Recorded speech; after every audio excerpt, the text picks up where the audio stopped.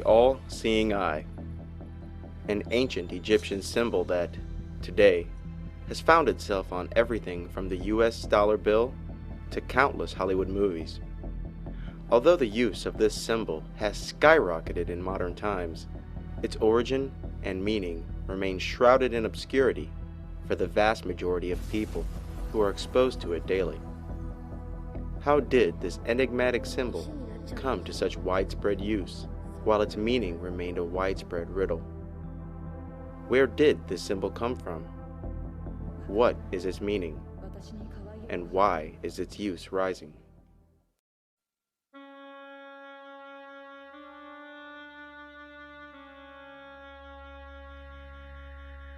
The first use of the all-seeing eye appears in ancient Egypt, more than 4,000 years ago.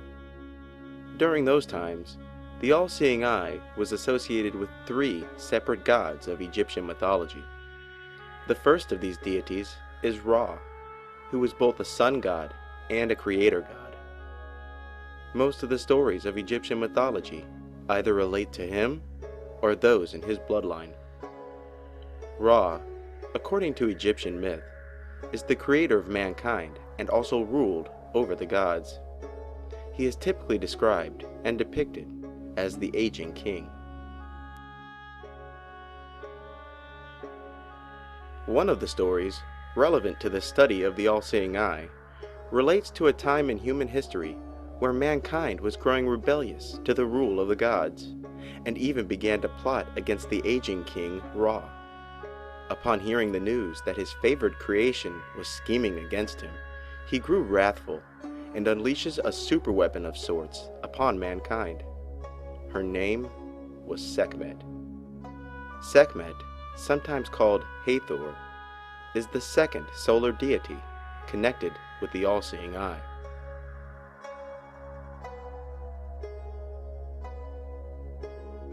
She was a powerful goddess, which became the sun god's mighty weapon. Sekhmet came upon humanity in a whirlwind of devastation and carnage. The streets ran red with blood, and none, not even the sun god, could stop her. Regretting his decision and fearing the complete annihilation of mankind, Ra decided that the blood-drenched goddess must be stopped. So he schemed to end her rampage by getting her drunk with beer made to look like blood. Wadjet is yet another name of this goddess, but it is also the original name for the all-seeing eye. The eye is associated with a third Egyptian god named Horus. The stories told about Horus mainly relate to his quest for revenge against his evil uncle, another god named Set. Set, who is the Egyptian god of storms and darkness, killed Horus's father Osiris and illegitimately took Osiris's throne. Horus, the son of Osiris and rightful heir to the throne, found himself in danger and exiled. In one of the many battles between Horus and his uncle Set, Horus had his left eye gouged out. In some Egyptian accounts, it was the right eye of Horus that was gouged out. The all-seeing eye, often called the Eye of Horus, was not only a symbol for the deity himself, but a symbol of protection and well-being. Horus, similar to Sekhmet, is a deity associated with combat and war. After the fall of the great Egyptian civilization, the all-seeing eye fell out of visibility. Thousands of years go by before this archaic symbol once more re-emerges as the logo for a secret society founded in southern Germany called the Illuminati. The Illuminati, founded in May of 1776 by a law professor named Adam Weishaupt, functioned both as a network of spies and a mystic occult order. It was the expressed purpose of the Illuminati to confound and uproot religion and many of Europe's monarchies. The activities of this secret society, however, involved more than espionage and political intrigue. Its inner doctrines, and the order as a whole, had a mystic and spiritual side. The philosophy of the Illuminati included theurgic magic and was heavily rooted in the Hebrew Kabbalah. Theurgic magic, more commonly known as alchemy, is magic directed towards the self, where the magician uses ritual to increase his intellectual and psychic powers while moving up the alchemical grades of initiation. The Kabbalah is a set of ancient Jewish texts that describe the nature of reality, the rulers of the many dimensions, and a general roadmap of those dimensions called the Tree of Life. Below this Tree of Life, in mirrored formation, lies another tree, sometimes called the Qliphoth, also known as the Tree of Knowledge of Good and Evil. The public face of the Illuminati preached goodwill and brotherhood for all men, and submitted to the world that religion and national borders were roadblocks to world peace and the brotherhood of humanity. Some who rejected invitations to join the Illuminati saw the organization in a much more sinister light. John Robison, who was a member of a Freemasonic lodge in Scotland, was one of those critics. Mr. Robison, who himself was a professor in philosophy, claimed that he was approached and offered membership into the Illuminati secret society. What he soon discovered about the Illuminati troubled him dearly, propelling him to author an exposé on the group. His book, Proofs of a Conspiracy, published in 1778, details his experience within the outer circles of the Illuminati secret society. John Robison claimed that some members of the Illuminati had openly boasted that the true ambition and destiny of their organization was to quote-unquote rule the world. He goes on to state that the inner teachings had more to do with the magic and the occult than with politics. He further details how the Illuminati had begun to infiltrate and recruit from Masonic lodges throughout Europe. In his book, John notes how the members of Freemasonry are rarely Masons by profession, and that many individuals who desired to join Freemasonry were after knowledge of a more occult nature. In the introduction of his book, Proofs of a Conspiracy, Professor Robison says, I have observed these doctrines gradually diffusing and mixing with all the different systems of Freemasonry, till, at last, an association had been formed for the express purpose of rooting out all the religious establishments and overturning all the existing governments of Europe. I have seen this association exerting itself zealously and systematically, till it has become almost irresistible. Later in his book's introduction, he remarks, And when we see that the methods which were practiced by this association for the express purpose of breaking all of the bands of society were employed solely in order that the leaders might rule the world with uncontrollable power, while all the rest, even the associated, will be degraded in their own estimation, corrupted in their principles, and employed as mere tools of the ambition of their unknown superiors.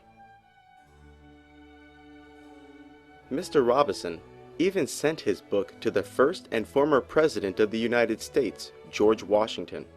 In Washington's reply to Robison regarding the claims of his book, the former president says, It was not my intention to doubt that the doctrines of the Illuminati and the principles of Jacobinism had not spread in the United States. On the contrary, no one is more truly satisfied of this fact than I am. The idea that I meant to convey was that I did not believe that the lodges of Freemasonry in this country had, as societies, endeavored to propagate the diabolical tenets of the first, or the pernicious principles of the latter, if they are susceptible of separation. Of course, Washington could little argue with Robison's assertions, since, in 1782, the very same symbol Adam Weishaupt chose to represent the Illuminati became part of America's great national seal. Further, in 1789, the all-seeing eye also appeared in France's Declaration of Human Rights, which is similar to America's Bill of Rights. In 1934, President Franklin D. Roosevelt was approached by America's Secretary of Agriculture to have the nation's Great Seal placed on one of America's monetary coins. Roosevelt embraced the idea, but decided that the seal should instead be placed on the back of the $1 bill, and there it remains to this day.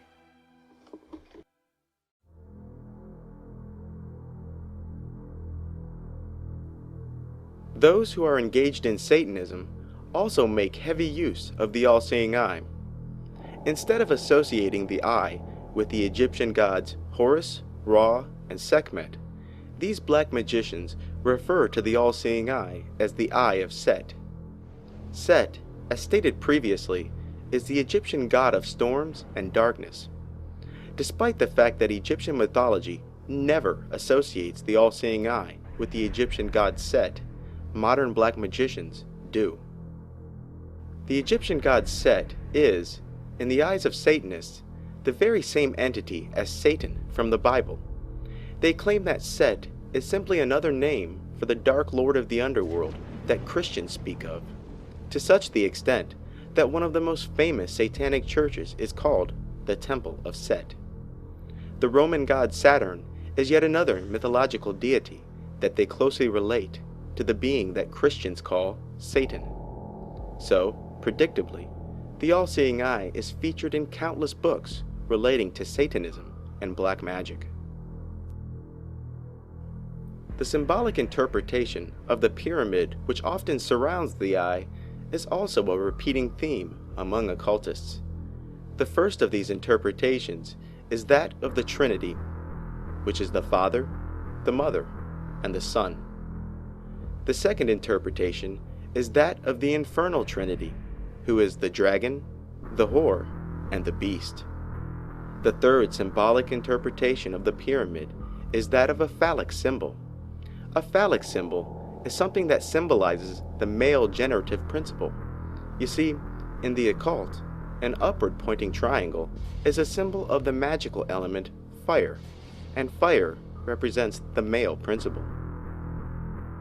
Aleister Crowley, easily the most famous black magician, made numerous references to the all-seeing eye as the Eye of Set, or the Eye of Satan, and repeatedly associated both the sun and the eye with Satan.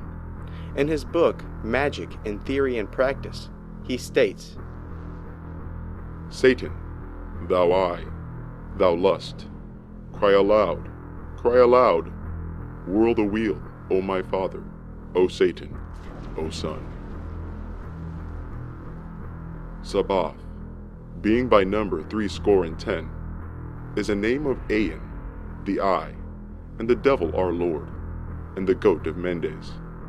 He is the Lord of the Sabbath of the Adepts, and is Satan, therefore also the Son, whose number of magic is 666, the seal of his servant, the beast.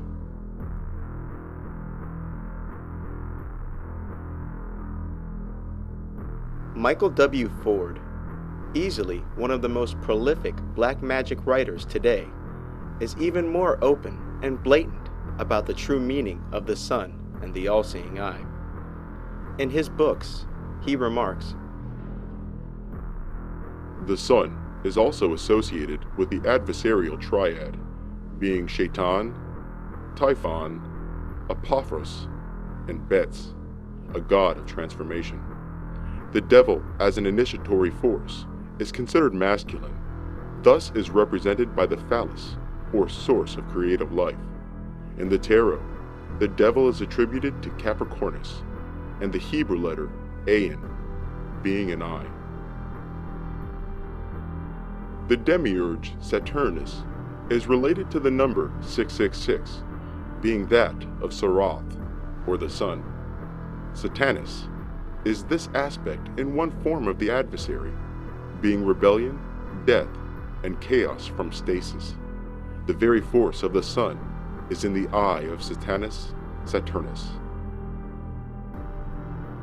In the name and mark of the devil, whom I swear my spirit unto, I am myself the Redeemer and bringer of the infernal pact, which holds no bounds, nor mortal strain, yet my desires shall be filled by the eye within the blackened triangle. Symbolically, the averse pentagram represents the essence of the Egyptian god of darkness and storms, Set. Set on, is the opposing force of darkness, but intelligence and isolate consciousness. To be Set-like is to be individual, will-driven, and balanced.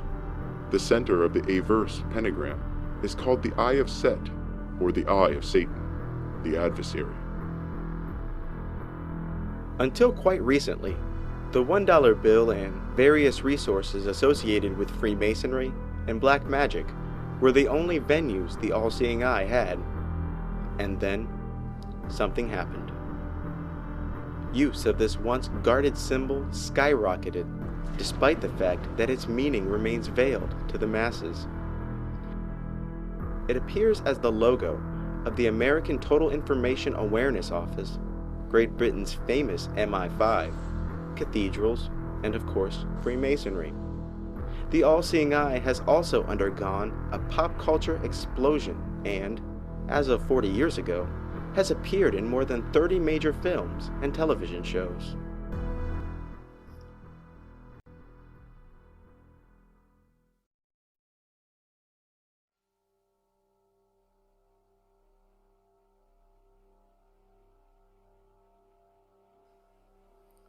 What we see is simply a series of movies and TV shows that all, in some way or another, contain this enigmatic symbol. But how is this symbol used? And is its use in movies and television programs consistent with Egyptian mythology or modern-day Satanists? Perhaps by examining the context in which the all-seeing eye is used, we may glean some wisdom regarding the meaning of this ancient symbol.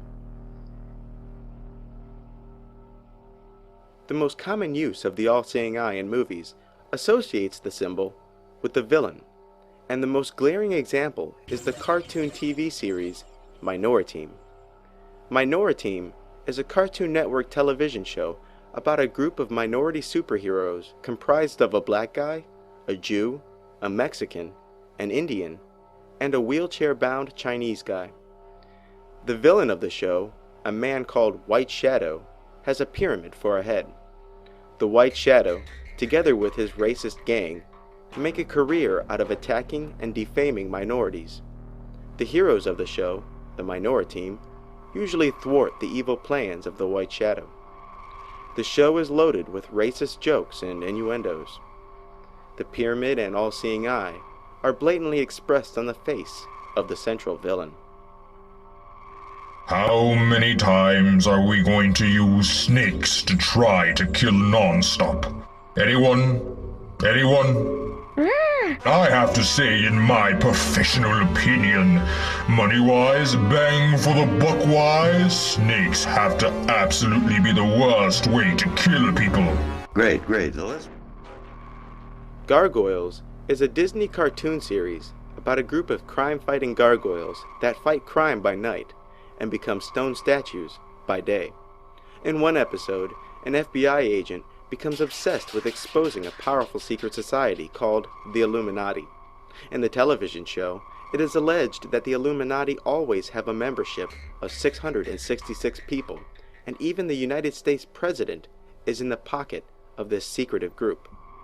Even though most of the people in his circle consider his investigation to be a wild goose chase, he persists with his investigative pursuit until he finally confirms the group's existence.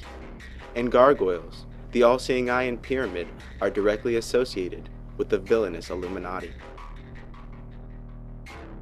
Mace Malone vanished, over 70 years ago, and is probably dead.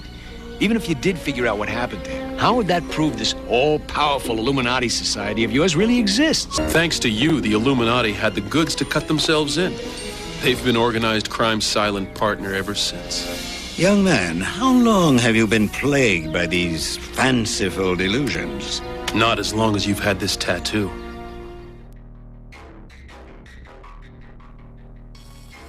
The Handmaid's Tale takes place in an alternate reality in a country called Gilead.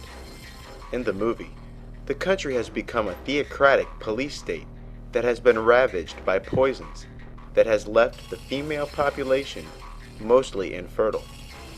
The small sliver of women who are still fertile, called handmaids, have been gathered to a camp where they are assigned the task of bearing children. The government of the country, who is under attack by a growing rebellion, has for its emblem an all-seeing eye and pyramid.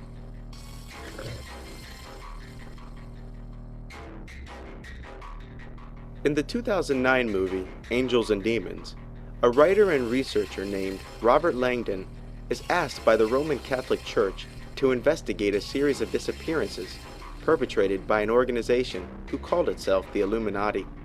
In the story, the Illuminati intend on destroying the Vatican by detonating an antimatter bomb.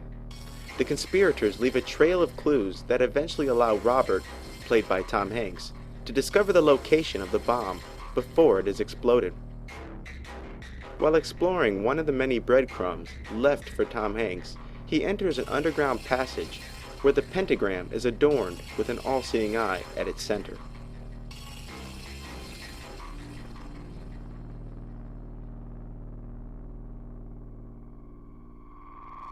Film From Hell, Johnny Depp plays Frederick Aberline, an opium-smoking inspector asked to investigate a series of gruesome murders that has the citizens of London in an uproar. As the movie progresses, it becomes clear that Frederick Aberline's investigation is being impeded by local Freemasons who occupy much of London's positions of power. One of Frederick's opium-induced visions reveals that the Jack the Ripper murders are somehow tied to the Freemasons, and it is here where the viewer is exposed to the all-seeing eye.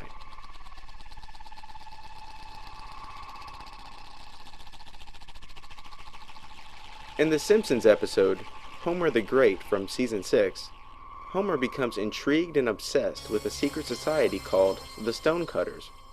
After failing to gain membership on his own, he discovers that his father is a member of the Stonecutters, and this finally affords him an opportunity for entry into the group. Homer discovers that members of the Stonecutters have privileges above the average Springfield citizen.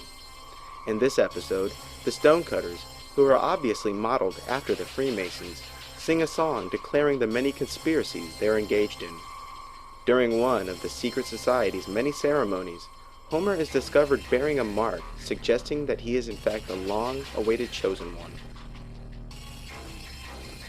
The members of the Stonecutters proclaim that Homer is in fact a god in human form. Homer begins to guide the efforts of the Stonecutters away from sophomoric mischief and towards philanthropic pursuits. Homer's newly acquired subjects become quickly discontented with the acts of charity Homer proposes, and embarks on creating a new secret society founded upon the principles of disallowing Homer's membership. The episode depicts the all-seeing eye as a major symbol for the Stonecutter secret society. In this full-length Tom and Jerry cartoon, Tom and Jerry enter a race in order to win a mansion. The villain of the movie, a ratings whore Hollywood producer named Glob Wobbler, continues to extend the finish line of the race because the event is bringing in huge television ratings. At the beginning of the movie, Glob Wobbler is summoned by the quote-unquote president of Hollywood and respond by putting on hats of pyramids with a single eye on top as they fall to their knees. The president of Hollywood, who is later seen holding a staff with the all-seeing eye on it, insists that Hollywood must appeal to the lowest of man's base instincts. At the end of the movie, Glob Wobbler has a change of heart and is determined to put good, wholesome fun back into Hollywood programming.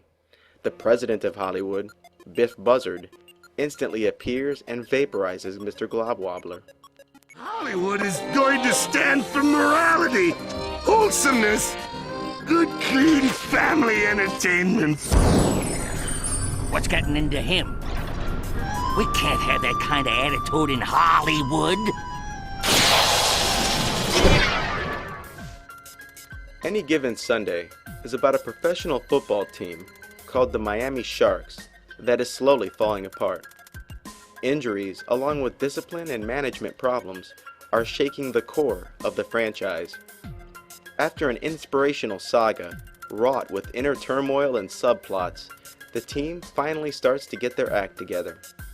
The last opponent the Miami Sharks face in the movie is the Dallas Knights. The Dallas football team have for their logo an all-seeing eye and a sun. The movie contains a rather perplexing scene where one of the Dallas players loses an eye in the form and fashion of a button ejected from a t-shirt following a large meal. And during this scene, the pyramid and all-seeing eye are flashed on the screen a number of times.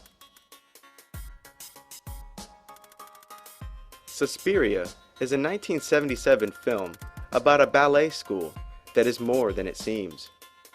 The story surrounds an American girl named Susie, who joins a famous European ballet school. Through a series of bizarre events that begin the moment she arrived at the school, Susie begins to delve deeper into the school's past and present members, and comes to learn that the ballet school was originally founded as a witches' coven. She would later come upon a hidden chamber within the school where the school teachers are performing a ritual. Similar to the plot of many vampire movies, the main character kills the head witch, instantly subjecting the lesser witches to the same fate. The all-seeing eye in this movie is seen within that hidden ritual chamber.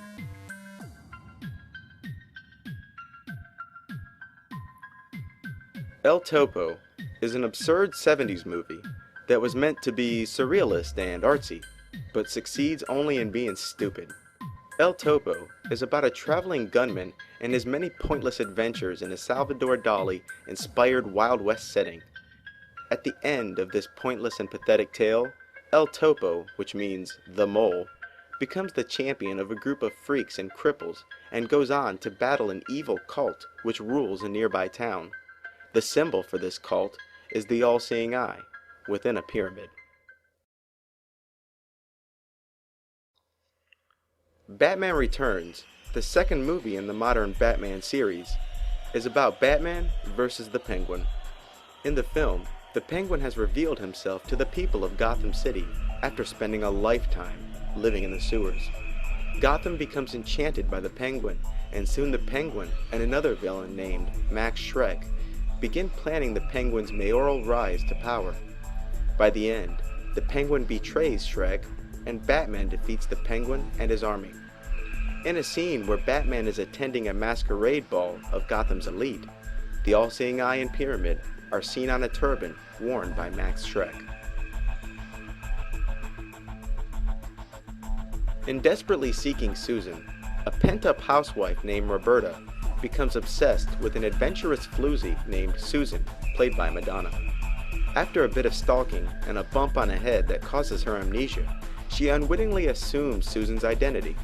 Roberta is immediately mistaken for the real Susan, not because Roberta acts similar or bears resemblance to Susan, but because in the course of taking Susan's identity, Roberta also began wearing Susan's jacket.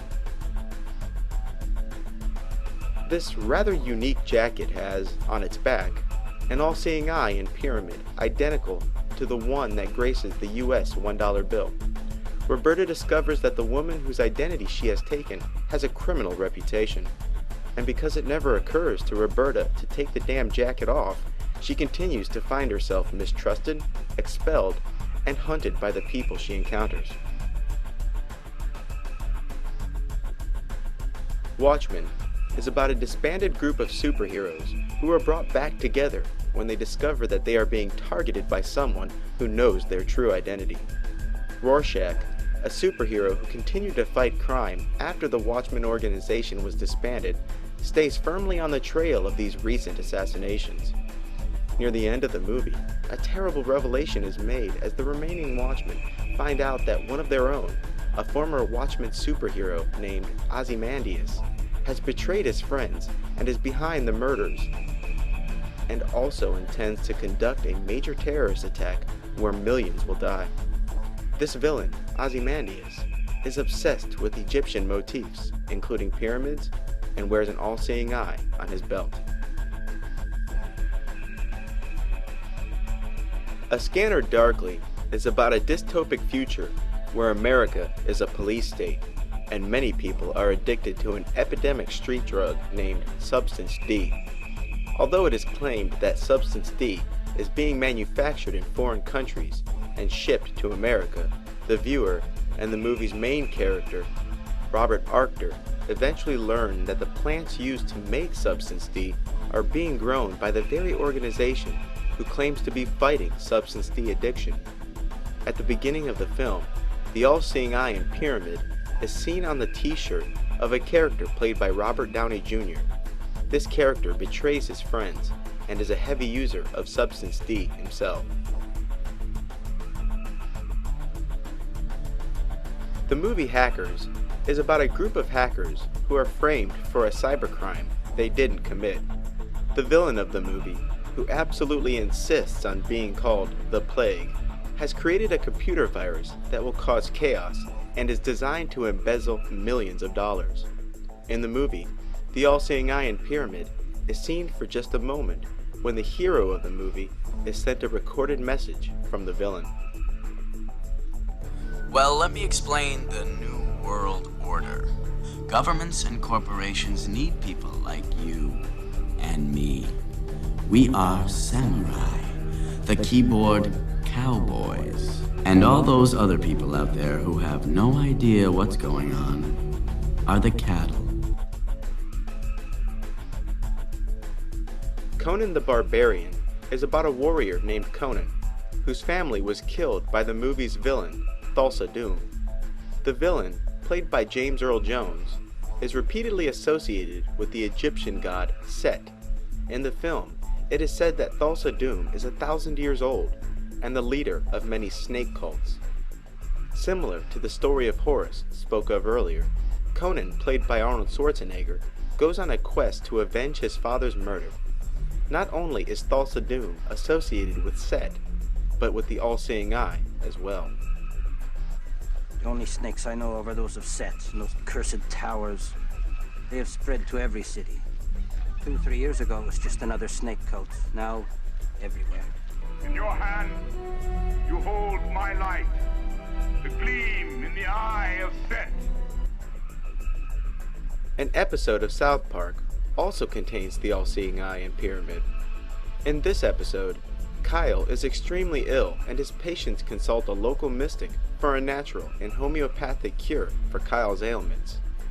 This mystic, whose name is Misinformation, is a fraud and claims that Kyle is improving, while in reality, his condition continues to worsen.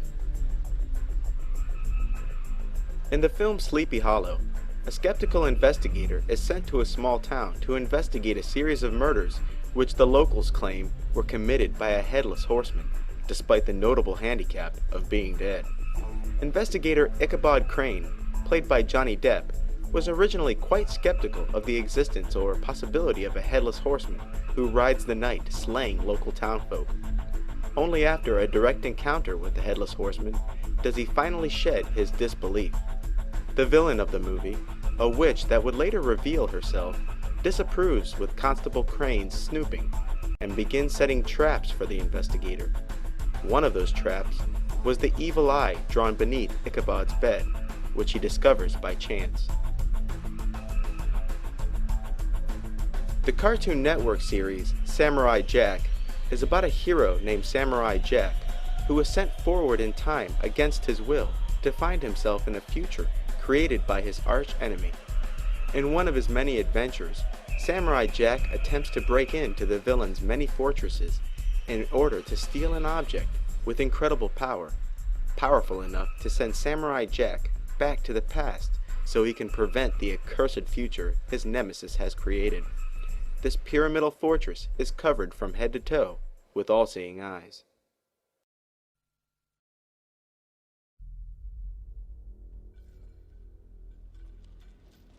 Obviously, the all-seeing eye being repeatedly associated with the villain is consistent with modern-day Satanists, who have equated the eye with Satan.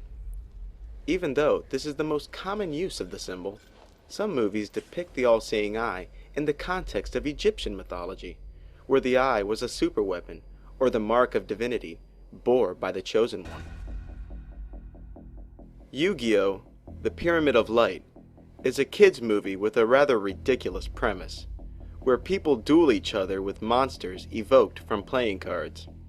In the cartoon, powerful and evil spirits have been locked away in a series of pieces called the Millennium Items. When all the pieces are brought together, the puzzle form a pyramid with the all-seeing eye. The story centers around Yu-Gi-Oh!, who is a champion card player because of his 3 Egyptian god cards, which the villain, named Seto Kaiba, attempts to steal from Yu-Gi-Oh! During the duel between Yu-Gi-Oh! And Seto, the Egyptian god of the dead, Anubis, is released from his prison within the pyramid. He then becomes the bearer of the mighty weapon himself. After a drawn-out battle, Anubis is predictably defeated by the story's hero, Yu-Gi-Oh! The all-seeing eye and pyramid are seen so many times in the film, they hardly have a single context aside from being the emblems of a superweapon. Tomb Raider is about a woman named Lara Croft, played by Angelina Jolie, who learns that her late father has left her the key to half of a superweapon called the Triangle of Light. The Triangle of Light is a weapon that was split into 2 pieces long ago and offers its bearer the awesome ability to control time.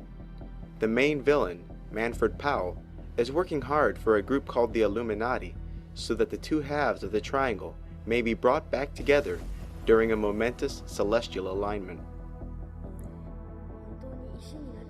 Right before the Illuminati succeed in gaining the power of God by bringing together the 2 halves, they are betrayed by Manfred Powell, who himself attempts to bring the 2 pieces of the triangle together. Lara Croft foils his plan and destroys the Triangle of Light so that it could never again endanger the world. In Tomb Raider, the all-seeing eye is both the insignia of the Illuminati and the superweapon they pursue. The secret society known as the Illuminati, devious, dangerous men who seek to fulfill an ancient prophecy by reuniting the 2 halves. In The Mummy Returns, a Tomb Raider of sorts named Rick, played by Brendan Fraser, discovers that a cult intends on resurrecting an ancient army using a bracelet belonging to the Egyptian god Anubis. The cult intends on unleashing and commandeering the army of Anubis. During the movie, a tattoo with the all-seeing eye and pyramid is seen on Rick's arm, and he is later told that this is a symbol of a chosen one, a warrior for God. The prophecy regarding the divine mark reveals itself to be true, as Rick strikes the final blow that sends the army of Anubis back to the underworld. The Man Who Would Be King is about 2 Englishmen who, after being declared criminals by the British Empire, conjure a plan to travel to a far-off and primitive land in the hope that they could arrive and rule the primitive population. The all-seeing eye is first seen on a charm together with the Masonic compass. This Masonic charm, which they first tried to steal, was eventually given to them. When they arrive to the primitive land of Kafiristan, the charm is spotted by the locals and acknowledged as a divine emblem that catapults one of the movie's main characters, Danny, into instant rulership. Disaster begins to befall Danny's kingdom, and soon the native holy men turn against Danny and his rulership. They're Masons. By the square, by the level, by the plumb rule, by the compasses, and by the all-seeing eye. The craft, Danny, the craft. Similar to The Man Who Would Be King, Stargate is about a guy named Danny who was given a charm adorned with the all-seeing eye. Danny, along with a chaperone of soldiers, arrived to a primitive land where, just like The Man Who Would Be King, the locals notice the charm Danny was given and mistake it for divinity. Ra, the villain of Stargate, receives word of Danny's arrival and attempts to kill the soldiers that arrived with him. Danny would lead the natives, along with the remaining soldiers, to victory against Ra. The 2009 movie, Men Who Stare at Goats, is about a disbanded group of psychic warriors who once worked for the army, but whose unit was later decommissioned. These psychic soldiers call themselves the Jedi and hold the all-seeing eye and pyramid as their insignia. The villain of the movie, who was once a former member of the Jedi, has revived the disbanded army battalion and plans to use it for more nefarious purposes. Predictably, the good remaining Jedi foil the plot of their old colleague and expose his activities to the world. The movie was obviously borrowing from George Lucas's Jedi, but even George Lucas was borrowing the concept of the Jedi. Jedi comes from the word Dijedi. Dijed meaning spinal column, and Dijedi was the name of mystic priests in ancient Egypt who practiced alchemical magic to give themselves new powers. Then there's Master of Disguise, a movie so bad only a masochist could enjoy it.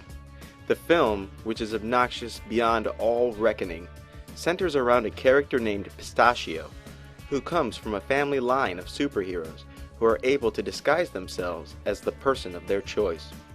In the movie, Pistachio's father is kidnapped and forced to use his powers to do the bidding of the movie's villain, a character with the not-so-subtle name of Devlin. Being generous, I'll spare you the details of Pistachio's mentally handicapped quest to locate and free his enslaved father, and simply remark that the all-seeing eye is used as a symbol of Pistachio's bloodline. Pick of Destiny is about an aspiring rock musician named JB, who learns that all the best rock musicians of the past used the same guitar pick, which had been fashioned from the tooth of the devil by a powerful magician ages ago. He eventually obtains the Pick of Destiny in the Rock and Roll Museum, and by the end does battle with the devil in a rock-out contest. The all-seeing eye is seen on Jack Black's t-shirt and on the headband of Jack's mentor, another band member named KG. Mystery Men is about a group of disorganized wannabe superheroes who realize that it is up to them to save Champion City from a crime wave perpetrated by the movie's disco-obsessed villain, Casanova Frankenstein. After recruiting more members to the superhero franchise, they still find themselves without leadership. The Mystery Men find leadership in a Yoda-like character named the Sphinx. The Sphinx trains and mentors the group until they are ready for the final showdown with the forces of Casanova Frankenstein.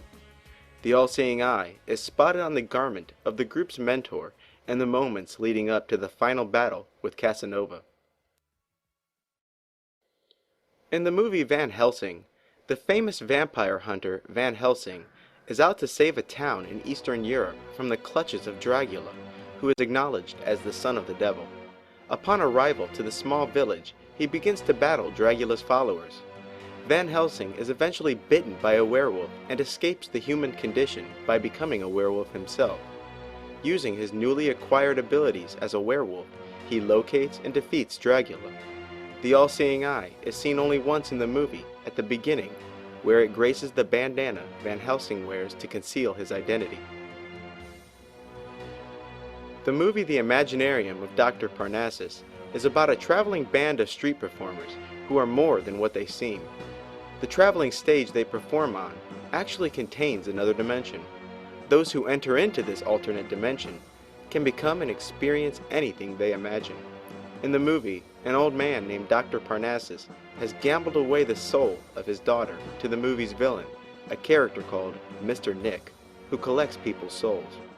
Dr. Parnassus attempts to free his daughter's soul from the wager by providing the villain with other people's souls.